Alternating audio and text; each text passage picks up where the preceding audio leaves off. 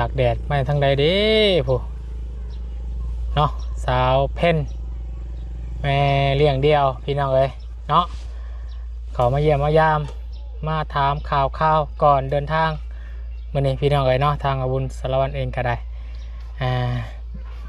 เอาก่อนอื่นให้พี่น้องเด้อทางอาบุญสารวัตรขอกราบทักทายสบายดีพ่อแม่พี่น้องสบายดีหมู่เพื่อนกันเบิดสุขสุขคนสบายดี FC ผู้ใหญ่ใจบุญเบิดทุกท่านเด้อยินดีต้อนรับเข้าสู่ช่อง YouTube บาบุญสารวัตรมื้อนี้พี่น้องเอ้ยเนาะเอาก็คือพี่น้องได้ฮู้ได้ทราบกันเนาะทางลุงจันเนาะหรือว่าทางช่อง YouTube บ่าวจัน Channel เนาะก็ได้มีเงินจำนวนหนึ่งเนาะมาเปิดสมทบซื้อที่ดินให้กับน้องเพ่นเมลังเดียวพี่น้องเอ๋ยนาทีนี้ผัวจากบ้านมาอาศัยอยู่น้ำนาสาวพี่น้องเอ๋ยเนาะคือว่าเป็นข่าวที่ดีหลายเนาะที่น้องเพิ่นมีงบจำนวนหนึ่งนำลุงจันพี่น้องเอ๋ยแต่บ่ฮู้ว่าดินตอนนี้เนาะเพิ่นสิขายเท่าใดพี่น้องเอ๋ยเนาะเดี๋ยวเราก็สิไปถามเบิ่งนำกันพี่น้องเอ๋ยเนาะอาการมื้อนี้รวมๆพี่น้องเอ๋ยเนาะตอนเวลา 11 โมงครึ้มฟ้าครึ้มฝนแต่บ่ตกพี่น้องเอ้าเนาะทางบ้านทางซองทางแม่น้องนิ้วเพิ่นก็ดูดน้ำใส่หน้าอยู่พี่น้องเอ้ยเนาะโทรมาว่าจักบ่ติดเดี๋ยวก็ถึกหนึ่งน้องอยู่ติดจักบ่เป็นน้องก็เลยโทรมาถามเบิ่งตอนนี้ได้แล้วพี่น้องเนาะรวบซอยกันกับปลัดพี่น้องเอ้ยเนาะวินเนอร์ก็แข่งแดดอยู่ว่าซั่นพี่น้องมักขนาดกับเรื่องกิต้มเพิ่นก็ได้มื้อนี้แหละพี่น้องสิเมื่อเนาะเมื่อเบิ่งให้นาตะกร้าแน่เนาะคนบ่ตกก็ไปเบิ่งน้ำในพี่น้องเอ้ยแล้วจังขึ้นมาใหม่เนาะซอยทางคนทุกข์ยากลำบากแน่เนาะแล้วก็ซอยทางครอบครัวเฮาแน่ได้พี่น้องเอ้ยเนาะทางครอบครัวลำบากก็มันก็คือเก่าได้พี่น้องเอ้ยเนาะป้าพี่น้องเอ้ยไปแสดงความยินดีแล้วก็ไปเบิ่งนำกันเนาะทางน้องเพิ่นสิมียอดสมทบเข้ามาตื่นอีกบ่กับทีมงานหรือว่าจังใดเนาะส่วนทางบุญนี่ยังบ่มีเด้อพี่น้องเด้อน้องมื้อนี้มาแสดงความยินดีนำซื่อๆพี่น้องเอ้ยเนาะแล้วก็มาถามเบิ่งว่าดินเนาะกว้างขวางซำใดเนาะแล้วเพิ่นสิขายซำใดเพิ่นสิบ่แบ่งขายบ่พี่น้องเอ้ยเนาะถ้าซื้อเบิดนี้นี่ก็โพปาโทชื่อว่านักหน่วงพอสมควรอยู่ได้พี่น้องเอ้ยนี่อยู่หน้าทางเนาะรถแล่นไปไกลมากก็ถือว่ากว้างอยู่พอสมควรเนาะโดยรวมเบิ่งราวๆเกือบ30 คูณ 20ผู้ประจักษ์เลยเนาะ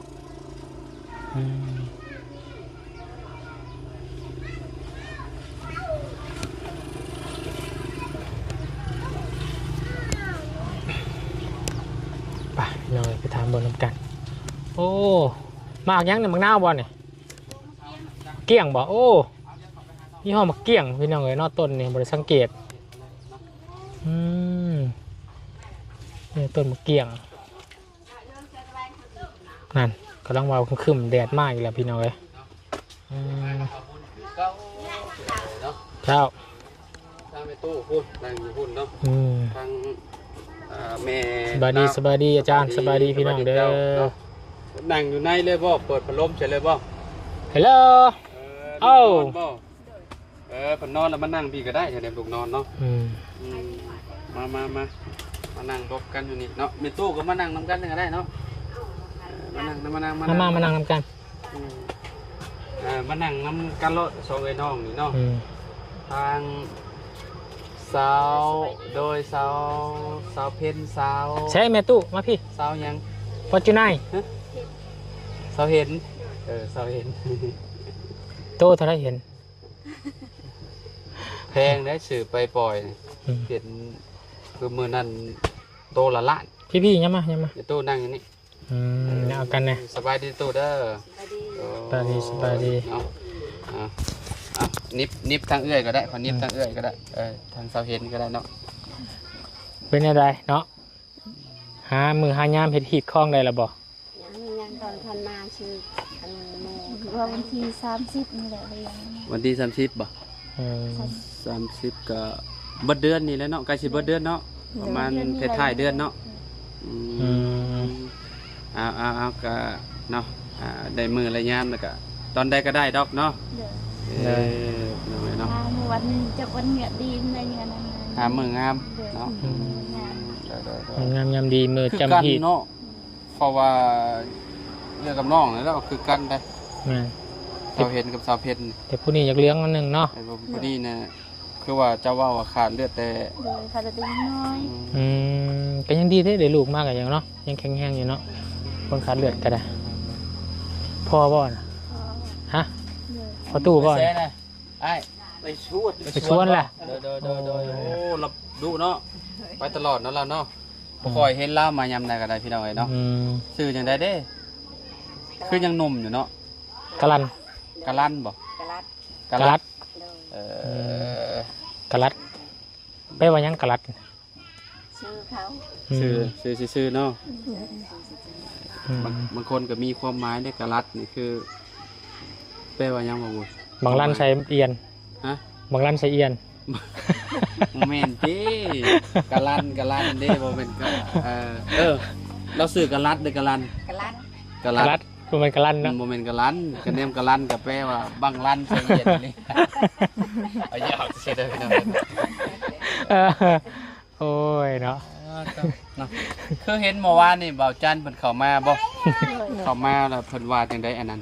คุณมาสะทำจะมาทำ ในบ้านนั่นแหละ ทำรันเรียกทำให้ทำดิน ทานที่ดินเนาะโอ้เพิ่นสิชื่อที่บ่ ยักอันนี้ยังบ่ฮู้อะไรเพิ่นให้ทำซื้อ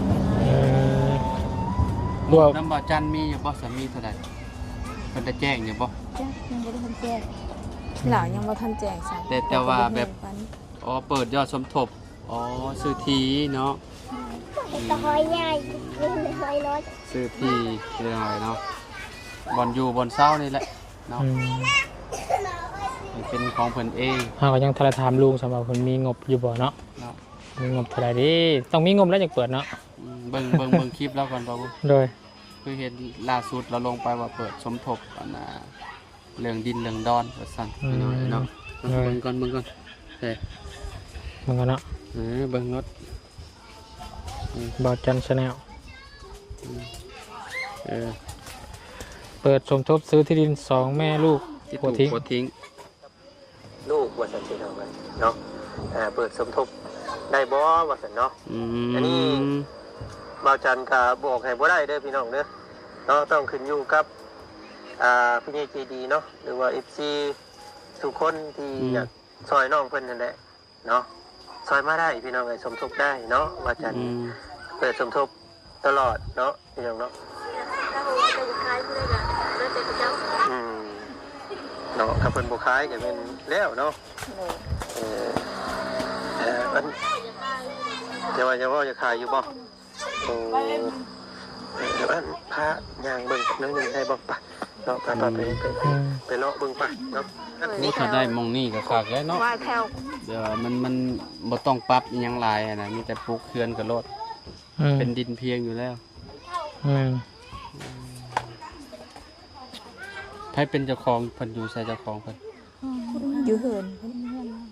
อ ฟั ยู่ งอยู่พันมาที่ฟังเราไปเฮ็ดที่เสียงานส่วน น้ำมาแล้ว พอหูราคาอยู่บ่สมเจ้าถามเพิ่นอยู่บ่ประตู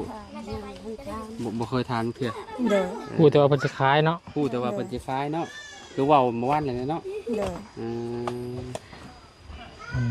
เพิ่นก็แสดงว่าเพิ่นก็ใจดีนะให้สมเจ้าอยู่บักหลายๆปี อยู่ในนี่สมเจ้าอยู่จักปีเลย มันได้สิ 10 ปีได้ เด้อ ตอนนั้นสมเจ้าปลูกเขื่อนอยู่ใส่อยู่ฝากเทิงพุ่นแต่ก็ใหญ่มัน ผักแค่ผักเนี่ยค่ะบอลคอยายบนเขาตั้งเฮือนบนตั้งเฮือน บ่อนก็เจ้าตั้งเฮือนแล้วก็เจ้าก็ให้สมเจ้าย้ายมาพี่บัดนี้ เด้อ ตะกี้สมเจ้าตั้งอยู่พุ่น เด้อ มองลักดินตัวนั้นบ่ เขาขายให้เขา โอ้แล้วก็ได้เลาะลงมาฮอดพี่เนาะบัดแล้วจักสิเลาะไปใช่แล้วบัดนี้เนาะ เด้อ สมมุติว่าก็เจ้าขายหมองนี้หั่นน่ะ ให้สิ ย้ายไปอีกหมองอื่นน้องเนาะยากเติบอยู่บ่มีที่เป็นของตัวเอง แต่ฝั่งนั่นก็เจ้าก็ของก็เจ้าคือกันบ่ฝั่งนั้น โด ก็ ย ได้ ของเขาเจ้า โอ้ดินละลายเนาะเพื่อนหลังนี่บ่ ดินคนละเจ้าหรือว่าบ่ ดินคนละเจ้าอันนั้นน่ะเพิ่นลังตัวนั้น อ๋อ เพิ่นหลังก็ เพิ่นกองเนี่ย อืม ดินเขาเจ้าแหละ อืม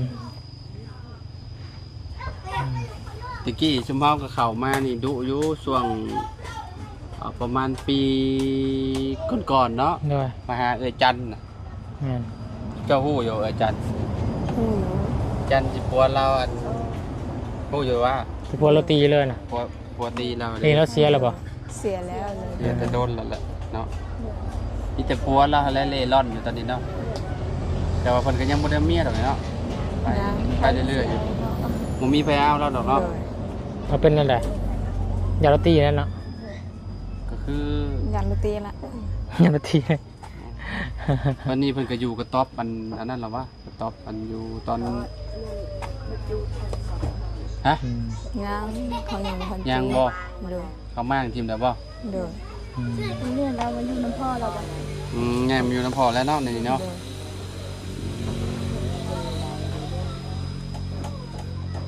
มันมีข้าวกินเนี่ยมันอยู่น้ำพ่อ ก็คือว่าความหมายทางลุงจันทร์เพิ่นเปิดสมทบกับเนาะถ้าว่า FC เนาะเพิ่นอยากสดช่วยก็ทางเฮาก็ยินดีเนาะ โดย เปิดสมทบเด็กซื้อที่ดินให้น้องเพิ่นนี่แหละเนาะถ้าว่ามีหรือว่าขึ้น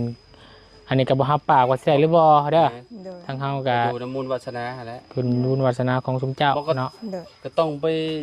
ถามราคาก่อน อืม ให้แบบเปิดไปเซิร์ฟราคาเบิ้ง ได้ ว่าราคามันสำใดมันแพงเกินไปกับปัตโต้พี่น้อยเนาะ เพิ่นสิบ่แบ่งบ่เนาะ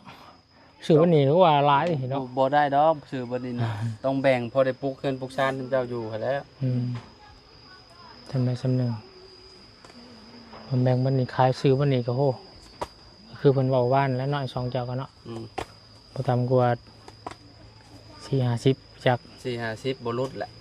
พอติดหน้าทางพร้อมเด้ เนาะ พี่น้องเอ้ย ต้องเบิ่งดูกันเบิ่งตัวจริงก่อนถามมันก่อนเนาะ โดย ถ้าเป็นไปได้ก็ ถาม สม มัน มุติ ก่อน ว่ามีมันอยู่วันนี้มันแพงเกินไปก็มีหม้องอื่นก็ไปอยู่ได้บ่ อยู่ได้ อยู่ได้ สมมุติว่าไปซื้อไปหยังบ่อื่นที่ว่าก็เจ้า ที่ขาย ราคาที่ว่ามันบ่เกินโตเด้เนาะมันก็ สามารถไปอยู่ใกล้ได้นี่ประมาณสำใดถ้าว่าโซต้องถามก่อนได้เนาะใกล้ได้ แถวลงคันแถวบ้านที่ตรงนี้พอได้อยู่แถวสกีนี่พออยู่ได้อยู่คันอยู่ไกลอยู่ได้ แถวสกีแถวหัวลุงนี่ได้อยู่เนาะ โดย ถ้าไกลกว่าหันคือบ่ได้เพราะว่าก็หัวสวนแล้วแหละท่านนี่เนาะ แม่น มันก็จะซ้ำไปอยู่ใกล้ซ้ำเริ่มต้นใหม่แล้วเนาะ โดย คนอยากอยู่นี่มันแต่น้อยแล้วเนาะการเป็นอยู่กับมันลึงเคย วันอื่นอยู่บนไก่ดีเนี่ยแบบเฮาบ่ฮู้จักทางสิไปทางไหน อืม อยู่แถวนี้แล้วเฮาจะรู้จักทา และ งทำ แล้วก็บ่ มาหา รู้จักคนพร้อมเด้และเวลาหาอยู่หากินเท่ากับเพราะว่าเฮาลืมหมดแล้วนะเอาง่ายๆมันไปใส่กับไปได้หั่นน่ะเนาะสมมุติไปอยู่เขตอื่นมันก็เพื่อสิปรับโตเข้าหากันกับคนบ้านนั่นก็ยากแหละพี่น้องเอ้ยเนาะ อันนี้ยังว่าแบบผู้จักบ่เลยเด้ก็ถามเบิ่งเนาะมันก็ต้องมีผู้ใดผู้หนึ่งเพิ่นจะขายได้เนาะ อืม แต่จำนวนบ่อนนี่แพงเกินไปหั่นนะ อืม พี่น้องเอ้ยเนาะตอนนี้ก็ยังบ่ได้มีเงินสมทบดอกพี่น้องเอ้ยเนาะ เลย แต่ก็คันว่ามีเข้ามาก็ดีคือกันเนาะ เลย สิได้มีเฮือนหลังงามๆอยู่พี่น้องเอ้ยเนาะอยู่คือท็อปนี่ก็บ่ต่อ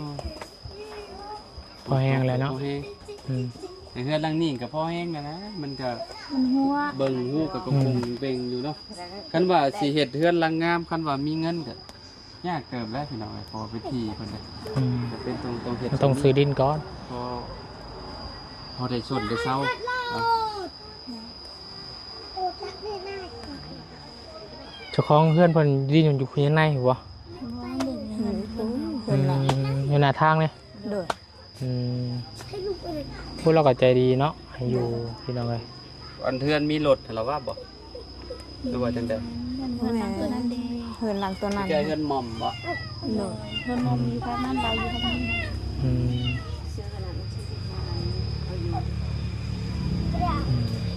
บ่ได้แม่นพี่น้องบ่บ่แม่น มันคือให้อยู่เนาะ แต่ไปขอเพิ่นแบบใดฮะ เราเป็นหน่วยอะไรปันอยู่ อ๋อเป็นหัวหน้าหน่วย โดย อืม นี่นะหน่วย ก็เลยแบ่งให้อยู่เนาะ อืม หัวหน้าหน่วยนี่ว่ามี4หลายเนาะ เกมทางทำได้ดีเลยแต่นั่นแล้วเอากับมียังหลายเด้อนั่นเอาเพียงเด้อพากันกลับบ้านแล้วมันนี่นะเมื่อบ้านก่อนถ้าเว้นลายมือกับตามมาเด้อเมื่อบ้านเมื่อช่องก่อน ขอให้เดินทางปลอดภัย โดย ขอบใจหลาย มาเชนูพอละพี่น้องเลยจัก3-4 มื้อจะขึ้นมาใหม่เนาะพองว่าขึ้นมารอบหน้าก็สิมีข่าวดี สำหรับน้องเพชรเนาะ สำหรับน้องเพนเนาะ ว่ามีข่าวดีมาไวเนี่ยโอ้ครั้งแรกพี่น้องเนาะ อืม ดีได้ปุ๊กกระต๊อบพี่น้องเพิ่นอยู่ใหม่แล้ว อืม ต๊อบตัวนี้ก็ สร้างมาได้20กว่าวันแล้ว อืม ทางผัวจะได้เห็นไหนเนาะฮะเจ้าเป็นคนเฮ็ด อืมเก่งเนาะ เจ้าเฮ็ดได้เจ้าคือเฮ็ดเป็นเก่งเนาะเจ้าเนาะเฮ็ดกระต๊อบให้ลูกสาวอยู่พี่น้องเอ้ยโอ้ยเนาะ มีความสามารถ ตะ สู ปู ง ตะปีนี่ต่อเองไปเลย ได้ เราตอบเอง ว้าวไปคิดว่าผัวเจ้าสั่งให้เราได้ ไม่ก็เอาอยู่นี่เลยเนาะไม่พื้นเลยเนาะ ไม่อันนั้นหรอวะ มันยังบง ว่านี่ เลยไม่ยัง มีคุณค่าเยอะไหมนี่เนาะมีประโยชน์เยอะมอดบ่อยากใกล้ได้ไหมเนี่ยว่าพูดเลย โอ้ เอาอีหลีได้นี่มันกินแข็งอย่างไรบุเนาะมอดบ่กิด มันถือบนน่ะมันดอกไว้เลย แต่ว่าถือแม่นถือเวลาถือพ้นถือหยังเห็นว่ามันอยากไปเปื่อยเห็นปะ เลย เห็นหน่อยคันว่าอยู่ในลมในหยังน่ะอยู่ทนนานหรือไม่นี่นะ นั่นนะ อ่ะประมาณนี้แหละพี่น้อง เด้อ คนที่กลับบ้านก็เขามาเยี่ยมเพิ่นเนาะแล้วก็มาถามนี่แหละเรื่องอันนี้เพิ่นนำไอ้ฮีดคลองเพิ่นนี่แหละพี่น้องเนาะว่าวันที่30พุ่นแล้วเนาะสิสิ้นเดือนนี่แหละเนาะมืองามก็จัดเลยเนาะ เลยเห็นบ่าวจันไปเบิ่งคลิปบ่าวจันว่าเปิดสมทบว่าอยากซื้อดินซื้อดอนว่าซั่นพี่น้องเนาะกับ FC เพิ่นทางช่องบ่าวจันนั่นแหละเพิ่นคอมเมนต์มาเนาะเพิ่นอยากให้น้องเพิ่นได้น้อยเนาะกับอีต้นเพิ่นเนาะเพราะว่ามันอยู่ก็อยู่ที่กระเจ้าหั่นนะพี่น้องเนาะเรื่องเนาะกันว่าได้อยู่ที่ของตัวเองอยากปลูกเขื่อนแบบใดก็ปลูกเนาะว่าบุญเนาะ โดย เลย อยากล้างใหญ่ล้างน้อยก็แล้วแต่ตามกำลังเขา มีนะเจ้าเจ้ามีก็ครับเราเด้อเปิดสมทบไว้ซื้อ เออ น้องเพิ่นบอกแล้วบ่ว่าอันเจ้าของเพิ่นขายเท่าไหร่เพิ่นอยากขายเท่าไหร่หั่นนะเพราะว่าข่อยไปเมื่อวานนี่ไปบอกน้องเพิ่นให้ไปถามเจ้าของดินนะว่าเพิ่นสิแบ่งให้บ่ว่าพอดีดมเพื่อนน้องเพิ่นนะอยู่หมู่แถวพวกบางนัดนะก็ว่ามันได้เท่าใดได้จังเฮาสิได้ฮู้เฮาจังสิได้บอก FC สุดเจ้าก็ไปเซิร์ฟเมียนก่อนไปเซิร์ฟเมียนว่า เป็นจะขายอะไรเป็นขายบอ อันแถวนี่แหละบ่ได้ซื้อเบิร์ดด็อกเนาะ อืม แบ่งเอาพอได้ปลูกเขื่อนปลูกซ่านนั่นแหละ โดย ปลูกกระต๊อบอยู่อันน่ะ อืม จะเอาเป็นขายให้โอ้พี่น้อยนะคือว่าบ่ต้องเฮ็ดอีหยังหลายนะมันเป็นที่เรียบอยู่แล้วที่เพียงอยู่แล้วนะพี่น้อย เลยต้องปรับยังไงเนาะ โอ้บ่ต้องปรับเลย อืม ปัก รับมันยังอ้าง น้ำมันอ้าง มันยังอ้าง เขาต้องปรับทางน้ำให้มันไปแหละ